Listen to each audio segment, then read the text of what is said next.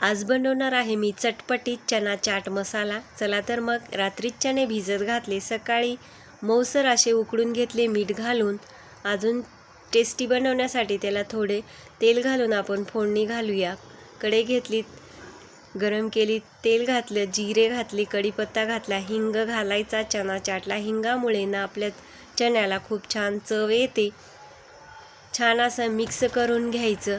जर कोण डाएट करत असेल तर त्यानं फोडणी न घालता तशीच चना चाट बनवून खायचा आहे। आता ह्यामध्ये लाल मिरची पावडर, मीठ, चाट मसाला, आमचूर पावडर असेल तर ते सुद्धा घालू शकता। घालायचं, गॅस बंद करायचा। थंड झाल्यानंतर ह्यामध्ये बारीक चिरून कच्चा कांदा, बारीक चिरून टोमॅटो, कोथिंबीर घालायची आणि लिंबू पिळायचा, मिक्स करायचं आणि आपला हा टेस्टी चटपटी चना चाट मसाला तयार झालेला आहे। अगदी कमी साहित्यात, कमी वेळामध्ये आणि खूप हेल्दी, पौष्टिकसुद्धा आहे मुलांसाठी।